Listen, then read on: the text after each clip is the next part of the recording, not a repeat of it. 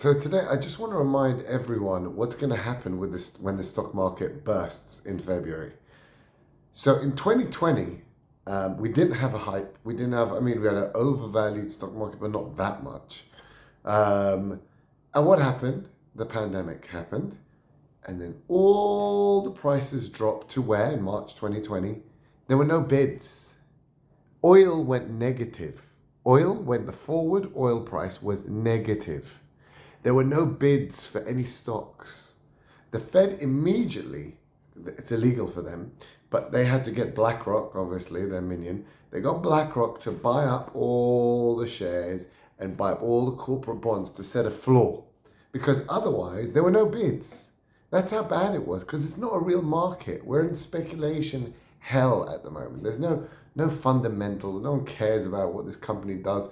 No one even cares what they're doing or anything. It's just simply gambling, right? That's basically what it is, based on nothing.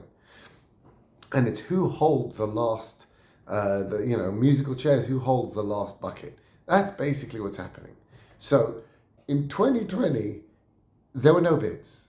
There was nothing. Literally all the companies would have gone back. The whole stock market would have gone. It would have just frozen up. There was nothing there. So the Fed had to step in, and that is exactly what's going to happen again, 100%. But this time, it's going to have to be a huge bazooka. I mean, Tesla is so overvalued. It's eye-wateringly overvalued, worth more than 4 times all the car companies combined. I mean, come on. They barely make a profit. Most of it is EV credits. No one even really wants their cars. You give them Chinese competition, no one would buy a Tesla. It's just insane.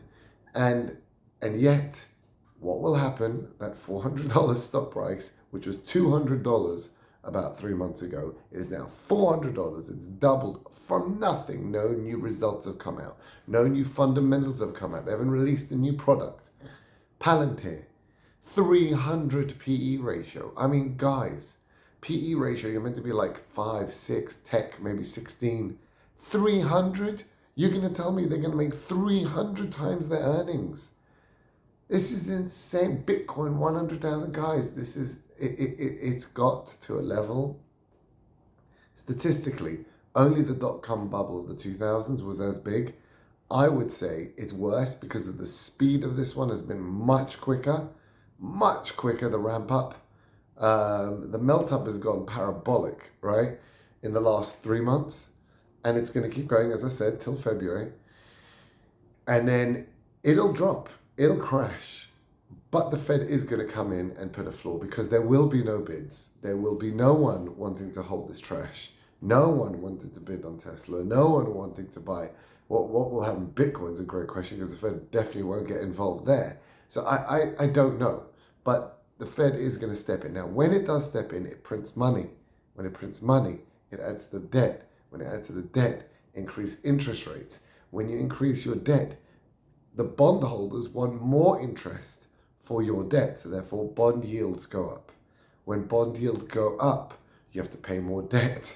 When you pay more debt, the interest rate has to go up. Do you see the problem? So it will go to a spiral violence, and I think Donald Trump is going to have a very serious economic catastrophe on his hand at the beginning of his presidency. I don't think he's equipped to deal with it. I don't think he has the strategies or the foresight. And I love the guy, but I just don't think he's got the foresight to deal with this, which is literally the whole thing has to be popped. The whole speculative bubble has to be destroyed. We have to put back the regulations we had from the 1930s. The Steel Glass Act has to be re-put in. We have to separate brokerages. This will never happen. But I'm just saying, that is the only way you'll deal with it. If not, again, you're going to buy up all the stocks, another pump up, again another pump up, and again another crash. Again, the taxpayer has to pick up the tab. It'll just keep happening and happening and happening, and the taxpayer gets poorer and poorer. The rich get richer and richer. They never lose because the Fed always steps in to save the day. I don't know what to say. Absolute hell.